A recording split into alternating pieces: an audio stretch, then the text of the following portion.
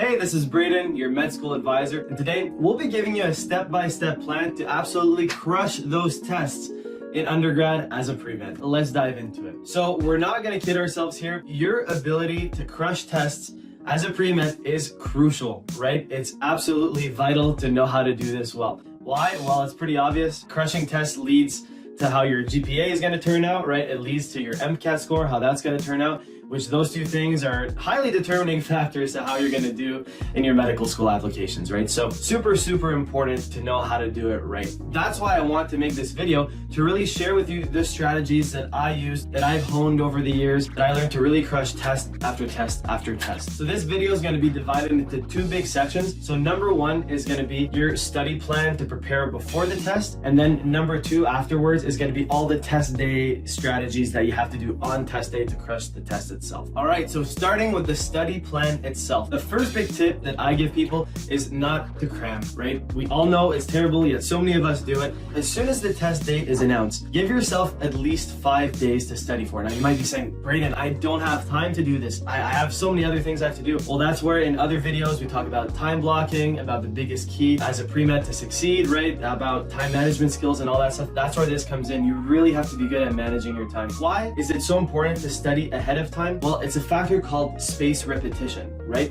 If you study a little bit in small chunks at a time, you are going to remember things more than if you just cram all at once. So that's why about 5 days ahead of time is usually the golden rule that I use. So that's the biggest thing, probably the biggest thing to take away from this video. Start studying ahead of time. All right, so you're probably asking yourself this now. All right, Brandon, it's cool. Like, I've got to study 5 days ahead of time now, but what do I do different than I used to do, right? Am I just going to waste more time by studying more? No. So this is where the next tips are, like, about following a certain plan to study is important. So on the first and second day, I would say dedicate these days to really creating as condensed of a study guide as possible, right? Why do we do this? Because creating a study guide condenses all the relevant information, all the things you need to know, and all the details and stuff that you don't really need to know, they kind of get left out, right? It just helps you better memorize all the important stuff that you need to. And by writing it out and creating the study guide, you actually start memorizing in the process. So I highly recommend for the first few days, do that. If you're following the 4-day plan, you know, if you're pressed on time, use the first day to try and complete your study guide. If you're following the 5-day plan, use the first few days to really get a really good condensed study guide. All right, so for the third day, what you want to focus on is doing practice questions. Now, not all practice questions are created equal, right?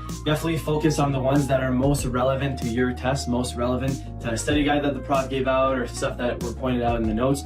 Now, even better, if you can get a full-length test from past years, or questions from past years, stuff like that, definitely do that. Definitely focus on doing a full-length test if you can. If not, you know, go ask the prof, what questions can you give me that'll directly help me with this test? You know, oftentimes the profs will be more than happy to give you out good practice questions. So definitely do those. Why are they important? Well, it helps you apply the concepts that you memorize. It's one thing to memorize things, it's another thing to understand them, right? And by doing practice questions, it helps you synthesize and apply the concepts and, you know, work on your problem solving skills at the same time. So really important to do that. Another bonus tip, if you can do the practice full-length test or practice questions in the same environment as your test, definitely do that if you can. Because by being in that environment, you get more comfortable writing in that environment. And when it comes to test day, it'll definitely help alleviate some of the test-taking anxiety. And now this is a nice segue into our fourth point. On the fourth day, what you want to do is review your practice questions, right? Reviewing is super important. I would say practice questions all by themselves without review are almost useless without the review. I would say you really need to review. Reviewing is probably the most important part because it helps you pinpoint on what you're strong at and helps you identify the questions you got wrong and where you're weak and where you should focus your attention moving forward for the last few days before your test, right? So it's really important to review your questions and see where your understanding or your gaps of knowledge are. Then what I do after I review my test is that same day, I either watch YouTube videos on the stuff that I'm not sure on. If I can't find any, I do some research on Google. If I still can't find any clear answers, I go and ask my colleagues or the professor himself if I can to help, you know, shed some light on these concepts. I really make sure that I understand it as well as I can, that I don't leave a stone unturned, let's say, that I don't kind of leave things in the gray. I really want to make sure I understand all the important concepts before I move on to the 5th day. So on the last day, which is your 5th day of studying, you really want to make a new study guide. right? Now by new, I don't mean like just scrap the old one and create a whole new one from scratch. No, you kind of want to look at the old one and see the things that you're really strong at. Maybe take those things out, right? If you're really, really strong at them, you don't really need them anymore. And put the concepts that you're a little bit weaker on, put a little bit more emphasis on them. Try and condense everything a little bit more if you can, and really focus on really hammering out the study guide for the first half of the day. And then the second half of the day, just focus on memorizing. Go through it, take a break, go to the bathroom, whatever, go through it again. Take a break, go talk to friends, go through it again. Really review it like 4, 5, 6 times. And then it's just gonna be ingrained in your head, and you are gonna be ready to crush that test the next day. All right, so moving on to the second big section, and that's test day strategies, right? And this section actually has 2 subsections to it. So there's the time before the test, right? So the strategies before the test, and then there's the strategies that you're gonna do during the test. So let's start before the test. All right, so these strategies are pretty much common sense stuff. You should probably already know these things, but I'm just pointing them out here because a lot of my peers, back when I was in university, they would kind of, take shortcuts, sometimes skip out on these. I don't know why personally. I always thought they were really important, but they would skip out on them. So I just want you to be aware so you don't start doing these bad habits here. So the first thing is don't make any drastic changes to your schedule, a couple days before or even during test day. Like for example, don't go out partying with your friends the night before the test, just bad idea, right? Just make sure that your schedule stays the same as it usually is. That way you're in the optimal state the day of the test. Next quick thing, make sure you eat like a decent meal before the test, get some sugars in you, get some protein, fats, whatever, just eat a solid meal, nothing new either that's gonna like disrupt your stomach or whatever, but something that you usually eat that you're comfortable with before the test so you're ready to go and you're not hungry. Now third, bring a water bottle to your test center, right? Being hydrated is super important for us to stay sharp during tests. Tests are really mentally draining, so not being hydrated can really impact your test score in a negative way. So, just to get good performance, bring a water bottle with you. That way, you stay hydrated throughout the test. Next, go to the test center about 15 minutes ahead of time. This accomplishes 2 things. One, it helps you get settled in, lower your anxiety, really get comfortable with the environment, the atmosphere before you take the test. And 2, it gives you the time to review your study guide one last quick time. Now, I know I said before, I'm not about cramming, and this isn't cramming. It's just really reviewing the study guide really quickly just to prime your brain for the test. You're not cramming or anything, you already know this information, but by reviewing it real quick, maybe for 2-3 minutes, it just helps you say, okay, got it. It puts you in the zone and it primes your brain to really crush that test. So that's why going to the test center ahead of time is huge, and you want to really review that study guide to prime your brain, and you want to try and take some deep breaths and stuff to lower your anxiety and just get comfortable with the environment. But altogether, at this point, you should be ready to get that test and start crushing it. All right, so now we actually have the test in front of us, right? We are in the process to start crushing this thing. So how exactly do we do that?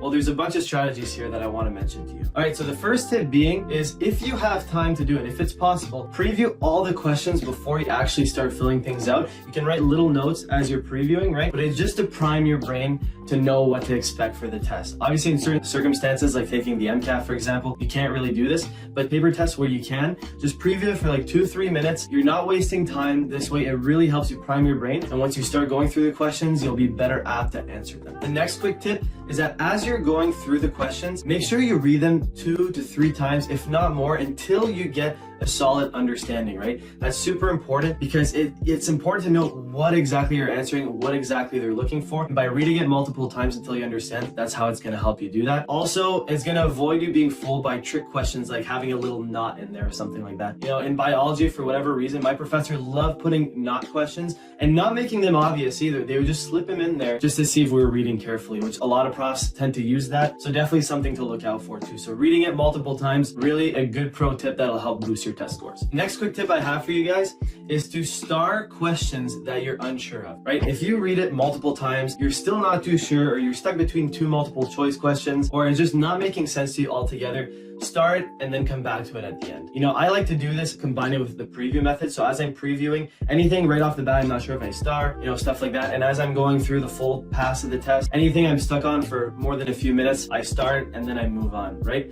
This accomplishes 2 things. It prevents you from losing time and just getting fixated on one question. And it prevents you from kind of getting fixated on it and starting to freak out, right? You're thinking, oh my God, I'm going to fail this test, whatever. By starting it, moving on, answering other questions, you start getting confidence back. And as you do that too, it accomplishes one more thing. Your brain is subconsciously thinking about it, and as you're answering all the other questions, maybe you get insight in one question that clicks in your head, you go back to it and you answer that question. So starring accomplishes multiple things, and it's a really important method to use as you're going through the test. All right, so the next quick tip involves multiple choice questions, right? And the best strategy that I know that I've used that's worked for me is the elimination tactic, right? And that's going at all the answer choices and not really so much looking at which one's right, but eliminating and crossing out the ones that are wrong. It's really important to cross out physically, so you see, okay, so your brain X's that out of its, concentration. You cross that one out, the ones you're sure of. And if you're stuck between two answer choices, the question I always ask myself is I look at them and I say, which one is more true? And then usually I have a gut response that comes straight from my gut, and I know, okay, I'm gonna go with this one. If I know it's more true, I go with this one, and then I'm done. That's it. I don't look at it anymore. Once my gut told me the answer, I kind of go with it and move on. Don't stress about it anymore. All right, so the next tip involves essay questions, right? When you get a long essay question and then they ask you to, state different opinions, topics, whatever, what I typically do is I look at, okay, what exactly are they answering? What are the core concepts they want me to talk about? I start with an outline of the main tips, trying to keep it as short as possible. And then from there, once I think of all my ideas, all the main things I want to talk about, then I start writing my essay, right? A lot of people start writing the essay and write a whole bunch of fluff and things that aren't really important. The teacher typically wants to see certain key points, so it's important to write them out and think about them ahead of time, and then build your answer and your essay question from there. Last quick pro tip involving essay questions is to kind of err on the side of writing a little bit more than less, right? If you write a little bit more, sometimes you can get a little bit extra partial credit even though you missed certain ideas, and sometimes you can just stumble upon a thing that the professor was looking for. So definitely err on the side of, writing a little bit more. Typically it results in a few more points than if you write less. All right, so the next quick tip involves problem solving questions, right? These ones, basically, the easiest way to look at them is to look at, okay, what are they exactly looking for? So what's my unknown that I need to solve, right? If it's a math problem, and then what are they giving to me? So I always write down, okay, what are we looking for? What are they giving to me? And then from there, I can kind of formulate, okay, what equation am I going to use here, right? What equation is going to be really useful to me into using these givens and then answering this unknown and finding this unknown. Typically the equation's obvious. Some problems, not always, right? Some problems have multiple equations and all these things. And I would say for this, it just comes with practice, right? As you do different practice problems, you get better at, using these equations, if you have multiple equations, using them in harmony and solving complex problems. So really practice makes perfect for this. The biggest thing is to get partial credit, at least if you have some sort of a gut feeling that you're going to use a certain equation, you have multiple equations to use, at least write them down. By writing down your unknown, your givens, and your equations, you can at least get some partial credit, even if you can't solve the problem itself. But again, to get good at these, practice makes perfect. And I would say this is definitely one that, practice is what's going to help you really get these down, unlike the other ones. And the last tip I have for you while you're taking the test is when you're done, review the entire test, right? If you have time, definitely do this. I always review this test and I catch some obvious mistakes or obvious things that I can add in essay questions, or obvious mistakes in my equations and, in my math or whatever, silly mistakes that I catch at the end. So definitely always review if you have the time to do it. Only change your multiple choice answer questions if you are 100% sure that yours is wrong and that the answer that you might have missed is right. Only change it then, because you don't want to go in second guessing, right? We've all been there where we kind of change back and forth the answer and we're not sure. Only change it if you're really, really sure that the change is 100% correct. But altogether, reviewing the test is, really important to catch last minute mistakes. All right, so that is it. If you made it all the way to the end of the video here, congratulations. It really shows your commitment as a pre-med. I know it was long. It was more on the longer side than our usual videos, but I think it's so important for pre-meds to really know how to crush a test. And if you start implementing these strategies today, I'm confident that your test scores are really going to be stellar moving forward. So if you can do this, more power to you. It'll be really, really great. All right, so, before we let you go here, just a quick reminder to smash that like button, hit that subscribe button, hit that notification bell, and to share the video if you like the content. I think this video could really help so many pre-meds out there. So if you enjoyed it, please share it with as many people as you can. If you have any questions for us or want to talk to us about anything, feel free to leave a comment down below. We definitely look forward to seeing what you have to say. And with that being said, that's it. We hope you enjoyed the video. Thanks so much for watching. And remember this, your hard work will pay off one day. Keep going.